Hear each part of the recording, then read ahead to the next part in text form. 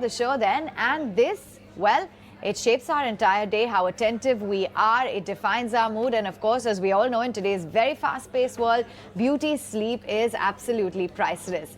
Well, this is a sleep solution startup that has raised $22 million. I'm talking about the Sleep Company, and this is a Series C funding round led by existing investors, Premji Invest, as well as Fireside Ventures. My colleague Aishwarya Patil caught up with the founders of Priyanka and Harshil Salot, talking about the latest fundraising round, their long-term plans to go public, and how they plan to innovate comfort in a tech space. Listen in. I think sleep is such a deep topic, right? And there are so many factors which can affect the quality of your sleep. When it comes to mattresses, we believe our technologies offer almost zero pressure on your body, and hence you sleep deeper. If you understand a typical sleep cycle, you sleep deeply for 2 or 3 hours, and then pressure points start getting developed on your hips, your shoulders, which cause you to toss and turn, thereby disturbing your natural sleep position and hence compromising the quality of your sleep. Our products exhibit almost no pressure on the body, and hence you sleep deeper. So there are so many factors that you can come across with, which can help you sleep better. No screen time, ensuring that the room is completely dark, ensuring that you have a Sleep Company mattress to put you to sleep on. But yeah, I think quite a few factors which can really help you sleep better. Yeah, but if you see, I think, and today world is becoming sleep deprived, right? The sleep disorders are on a rise. India is the second most sleep deprived country. As per a lot of research, it shows that today's millennial or Gen Z population is not even sleeping 7 hours, which is recommended by experts, right? So globally, if you read reports, sleep tech is one of the top 10 trends of this decade.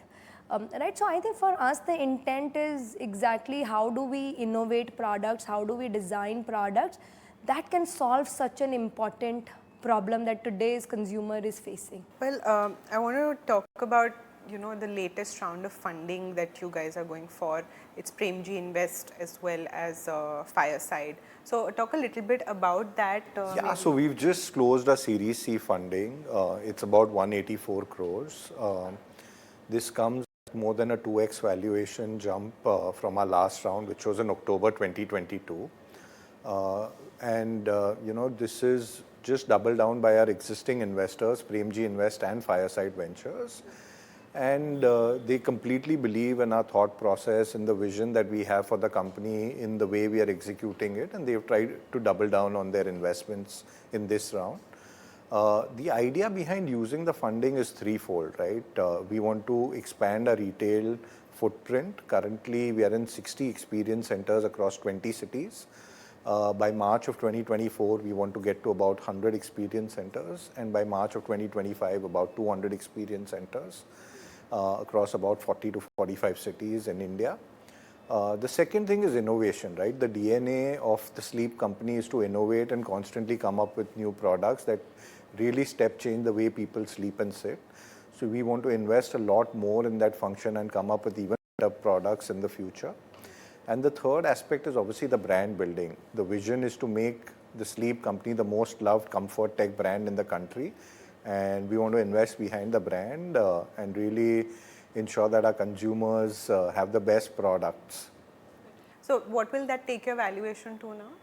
So we are not currently able to disclose the valuation number, but yeah, it's 2x. Maybe upwards of 180 million. So it's within that range, yeah. Upwards of 180 million. Yeah. Yes. The mattress segment, there are legacy brands already existing in the market, and now there are new age tech, comfort tech companies also coming up, compete more than 20 plus in your segment itself, startups including. Even your nemesis, WakeFit is clocking in almost 800 crore of revenue. So in order to sort of compete with these players and see how you are stacked against your competition, how do you see this shaping up? We've got even Omni, our own experience centers. And let me give you a little bit brief about this industry. Right, as Harshil said, it's a $2 billion market. You've got market leaders, legacy brands. They are reliant on distributors and retailers to reach the consumers. And for example, the market leader in this category would have around 12,000 touch points where consumers can go and buy them, right? But it's through dealer distributor network. I think two things that the dealer distributor cares. One is how much margin you're going to give them, right? They don't care about the product, they don't care about the technology. The industry margins are very, very high. 30 to 40% is what you give to dealers and distributors, which in the end you're going to be charging your consumer. And I think we didn't want to do that. We wanted to make sure we are true to our DNA, we continue to be direct to consumer, we continue to educate consumers on the technology and importance of sleep, right? And that's the reason we chose the, I would say, the more difficult route of going direct to consumer versus through dealer distributor. And I think our go-to market is second big differentiation from our competitors, right? Third is the way we think of. So your margins are placed 40% plus. Much more than, so because, you know, one, as Harshil said, we don't have middleman. Two, we are completely backward integrated. We've got our own manufacturing unit. So that's why it enables us to, one, offer very good pricing to our consumers, and two, have very strong unit economics. And that's the reason that we are looking at PAT positive next year, right? So that's, I think. What's the figure or range that you're aiming? No, I think from a vision perspective, we are very clear. We want to become world's best comfort tech brand. We want to change the way people sleep and sit. But from a financial milestone, I think we're very confident that we will be doing around 1,000 crore in the next 2 years. And as I said, next year is going to be PAT positive. And, you know, hopefully very soon become a public listed company. In terms of IPO, like Priyanka said, you know, we want to go public in the next couple of years. And this round of funding that has come, it will be good enough to sustain the next 2 years. When should we expect you guys, you know, sort of going behind the book runners to find a slot for an IPO for you? I think for both of us, it's very important to build a profitable, sustainable business. And as you're aware, in the financial markets, there are obviously ups and downs, and there is a nice time to get into an IPO. So we would like to be ready for an IPO 2 years out. And then whenever it's the right time to list, we would look at that thing. But the first step towards that would be to get towards a profitable and a sustainable business model, which we're working on. And we're very hopeful that next year we'll be profitable.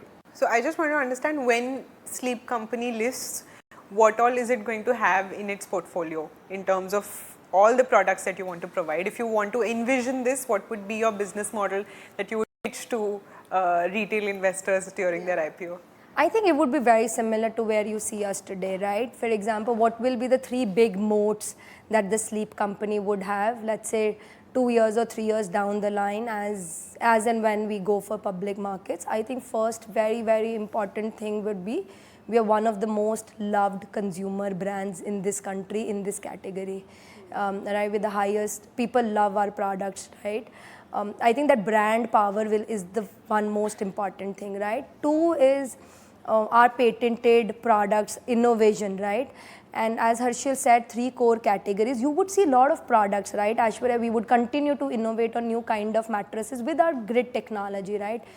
We would continue to launch more. For example, just 5 days back, we launched recliner loungers, right? Again, a sitting product, right? Today's generation has started to use this for TV lounging experience in their house, right? People love to watch Netflix on a recliner lounge. So we just launched that 5-6 days back, right?